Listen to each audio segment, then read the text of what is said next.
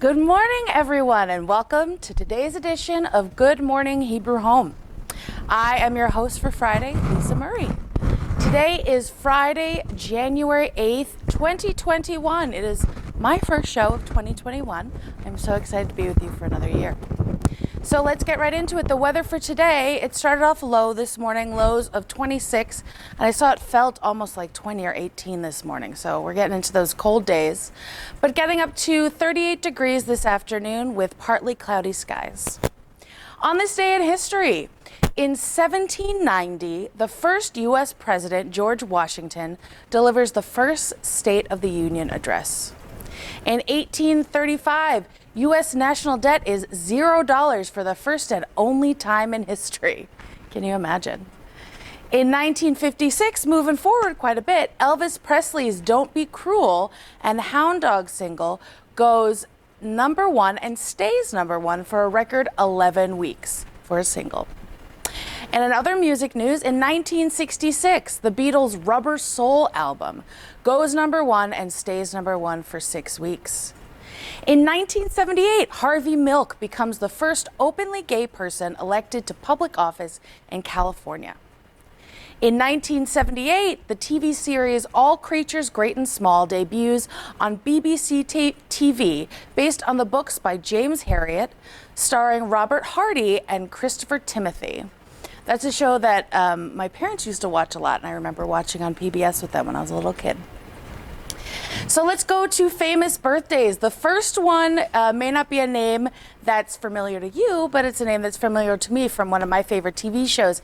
In 1908, William Hartnell, English actor best known as the first Doctor in Doctor Who, was born in London. Doctor Who, one of my favorite TV shows. In 1926, Soupy Sales, American comedian, was born in Franklinton, North Carolina.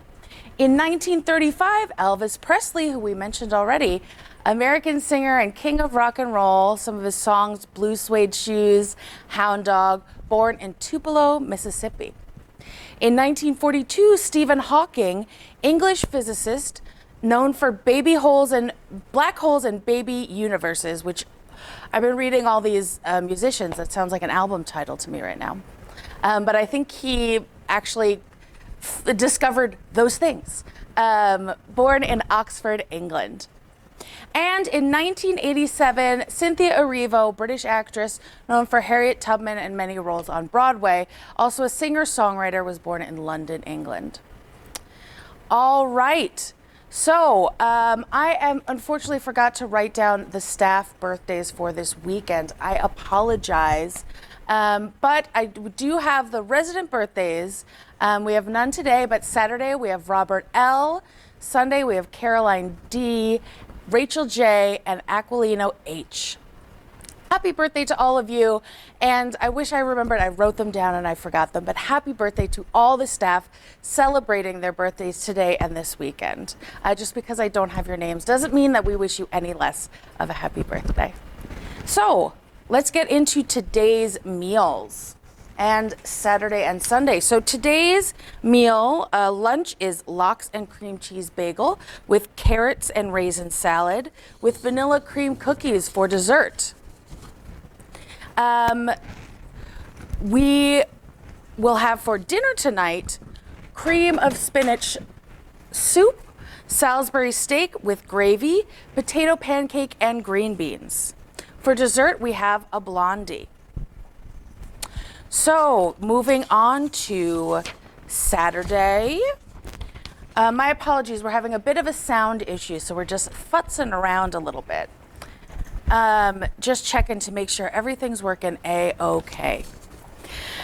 So, Saturday's lunch is Tuscan chicken, garlic mashed potato, broccoli florets, and the dessert is pears. For dinner on Saturday, we'll have cream of squash soup, stuffed shells, California blend vegetables with strawberry ice cream for dessert. On Sunday, and I love this one, I think this is such a classic Sunday meal. For lunch, oven fried chicken, sweet potato, cauliflower, and chocolate chip cookies for dessert.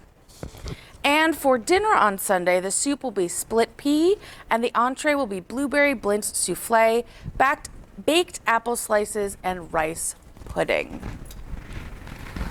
So I am very excited for our show. I'm hopeful that maybe we figured out some of the sound issues. I hope you're able to hear us because we've got something really special going on. I'm really excited to welcome our next guest. Please welcome our very own Mikayla Voller. Mikayla, come on in. She's bringing with her a couple things too. Hello. So welcome, Mikayla. We haven't had you on in a little bit. Thank you for having me. Welcome back to the show. I'm so excited you're here. I'm excited to be here. I've got myself a table being brought on by Olivia. Thank you so much. So what have we got here? What are we about to do today? I'm really excited. I see we've got some pea pads on our tables. Yes, just in case. Just in case. Today I wanted to show everyone, and you, Lisa, because you're going to be doing it with me, something that I do in our therapy with the residents. This art project is very versatile. You can use it for a number of different reasons, and they're watercolor mandalas. So I'm going to show you some already done examples of what it's going to look like. That's beautiful. Now, tell me, because I don't consider myself a particularly artistically talented person. Is this something you need to be like a super artist to do, or? Absolutely not. Because it's abstract and water-based, it's very easy to paint. And we actually don't even use paintbrushes. We're going to use these things called pipettes. Oh. I feel like a real scientist with these. It feels like that. But I've actually, one of the best things about this is it always goes well. I've never seen one that wasn't beautiful. Well, that feels like a challenge now to mine for me to make it. So why don't you start, Lisa, by picking out your colored paints. Okay. This one's gold, pink, and then I'll take the other ones. Okay. I'm going to take this little teal blue color. I'm going to set these to the side. I'll do something with them later. I'll take this purple. Okay. Great. So I'll take the other ones. And to start, so this is special paper. It's not just any paper. It's water-soluble paper. So the water and the paint both soak up really well. So we're going to start, because this is watercolor, by soaking it with water with our spray bottle. Ooh, so we've got So why do we soak the paper with water? What's the what makes it different? What are we looking for? And how wet should I get it? Should I really soak it or just like a little light? It's up to you. Whatever you want. The places that you have more water, it's going to spread more. Oh, okay. And the other thing to note about these, because it's watercolor and it's water-based, so it spreads more, whenever it dries, it's probably going to look different. So Lisa, I think, is going to show everyone next Friday what hers turns out like. When mine dries, you can see the before and after. We'll take maybe a picture of the before and then I'll bring in the after. Yes, that's a good idea. Okay. And I can see why we're putting something down so we don't get things messy, lots of water. Or wet. Okay, great. Okay, so unscrew the caps, and then ideally you have a different pipette for every color. See, I need these details. This is helpful. Thank you. So pick your first color. I'm going to start with this cool. Put it in, squeeze the top, and then let it go, and it'll fill up. Ooh. Like so. Yes. And then you just put it wherever you want. Oh, that looks so cool too. It kind of spreads out. Yeah. When you put it down. And something I like to do is cover like the whole thing in color, but that's up to you. That's a personal choice. You can leave some white space. And one of the reasons, so I'll tell you about some of the benefits of this art therapy task. One of the reasons I might do it, you could do it in a group, when groups are safe to do, and have multiple people work together to make one. Oh, so everyone has their own together. color. Yeah, and then they make something beautiful all together. It could be kind of a mindfulness exercise. Ooh. If you want to work on it while just concentrating on the art making. It's relaxing. I can see how this would be very relaxing. Like also just putting the colors on and watching them kind of spread out. Yes. It's not like what you put on is then just exactly that. It still kind of keeps moving. Like I feel like the art finishes the process itself almost, sort of. Exactly. And then another benefit to this is that, like we're doing right now, it could just be something to do while engaging in conversation, while, building therapeutic rapport, or just getting to know someone. Just getting to, it's, it doesn't have to be super serious. It can be fun, Yeah. And that's what I think about this. Well, I'm loving this already. I think I'm going to add some more of my little turquoise color.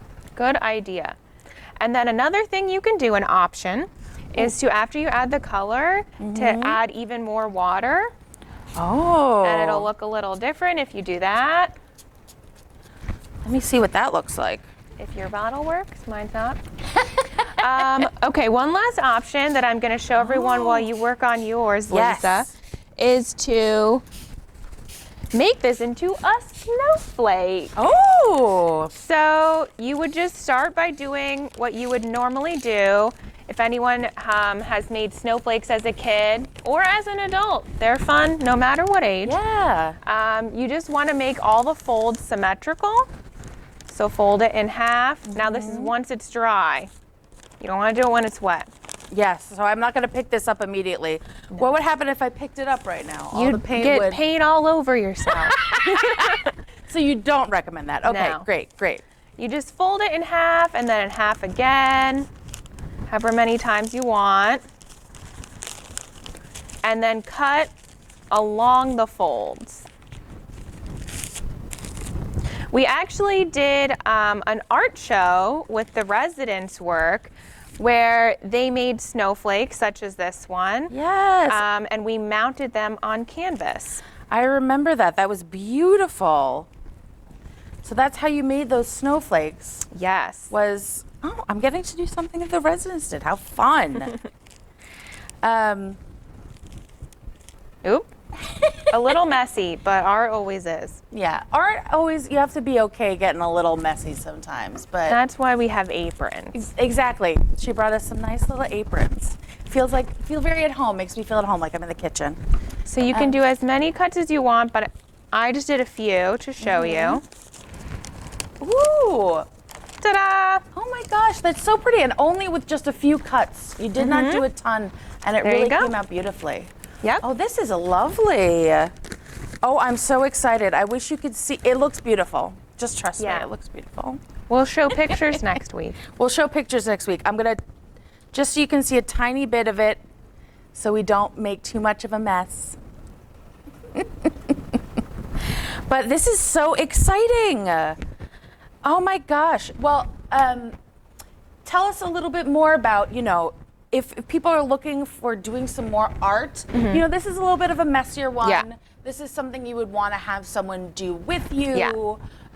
So if Mikayla comes to your floor, you could ask Mikayla for a request. But what are some other art things people can do, even if they don't necessarily have like watercolors and pipettes and stuff like that? So one thing you can do is what I just demonstrated, a snowflake, but you can do it with colored paper. Or you can color the paper first and then cut it into a snowflake. In order to make a snowflake, because it has to be symmetrical, you have to start off with a square or a circle. You can cut any piece of paper, the 8.5 by 11, into a square. You just gotta fold it in half and then cut off the extra. Pretty easy. That would be great. I would love to do that. If any residents on my floor are watching, we'll make some snowflakes together. I think that would be great. Well, thank you so much, Mikayla. This is so wonderful. I can't wait to show pictures of what these dry to be. It already looks wonderful. And I hope we can have you on again to do some more art. This has been wonderful. I love it. Thank you for having me. Any last messages to the residents watching before we let you go? Stay creative. Yes, I love it. Well, thank you so much for joining us, Mikayla, and we'll see you next time. See you next time. All right, we're going to scoot these off, and we're going to finish up with one last... Oh, thank you very much. Thank you, thank you. So we're going to finish up with one last story. Wasn't that fun? I can't wait to see what mine dries like. So one last story for today. This is really fun. So our positive news story for the day, I have to give credit where credit's due. Thursday host Olivia Cohen actually found this one and told me about it. So I'm really excited to share it with you. Ice eggs cover Finland beach in rare weather event. Thousands of egg-shaped balls of ice have covered a beach in Finland, the result of a rare weather phenomenon. Amateur photographer Risto Mattila was among those who came across the ice eggs on Hailuoto Island in the Gulf of Bothnia between Finland and Sweden. You know, I'm getting a feeling she gave me this story because it's got all sorts of challenging Finnish names to say. She's trying to get me, I can tell. Experts say it is caused by a rare process in which small pieces of ice are rolled over by wind and water. Mr. Mattila from the nearby city of Oulu told the BBC he had never seen anything like it before. Look at that. Have you ever seen, it really looks like someone just sculpted a bunch of pieces of glass or ice or something up there. I've never seen anything like that before. I was with my wife at Marianimi Beach. The weather was sunny, about -1 Celsius, which is about 30 Fahrenheit for us. And it was quite a windy day, he told the BBC. There we found this amazing phenomenon. There was snow and ice eggs along the beach near the waterline. Mr. Mattila said the balls of ice covered an area about 30 meters, 100 feet. The smallest were the size of eggs, and the biggest were the size of footballs. That was an amazing view. I have never seen anything like this during the 25 years living in the vicinity, Mr. Mattila said. Since I had a camera with me, I decided to preserve this unusual sight for posterity, and we're so glad he did. BBC weather expert George Goodfellow said conditions needed to be cold and a bit windy for the ice balls to form. The general picture is that they form from larger ice sheets, which then get jostled around by waves, making them rounder, he said. They can grow when seawater freezes onto their surfaces, and this also helps to make them smoother. So the result is a ball of smooth ice, which can then get deposited onto a beach, either blown there or getting left there when the tide goes out. So like there's a sheet of ice that falls down on the ocean, and then the ocean water kind of knocks it around. I just realized I'm still wearing my apron. I love it. It's a good look. Similar sites have been reported before, including in Russia and on Lake Michigan near Chicago, right here in America. In 2016, residents of Nida in Siberia found giant balls of ice and snow covering an 18-kilometer, 11-mile stretch of coastline. They ranged from the size of a tennis ball to almost 1 meter, 3 feet across. What an exciting sight to see. So that's it for us here today. Tune in later today, just a few minutes for Catholic services at 11:15 and Shabbat Shalom at 3 p.m. Today's Broadway matinee at 2 p.m. on Channel 88 is She Loves Me. If you missed any portion of today's show, I know we had some sound issues, but it should be all fine if you want to check on it again on Channel 88 at 6:30. That's Channel 88 at 6:30. And you can find all of our episodes on YouTube. Make sure to like and subscribe if you're watching at home. Have a great weekend, everyone. We here at Good Morning Hebrew Home, we will see you Monday, same time, same place, same channel. Hebrew home, good morning, Hebrew home.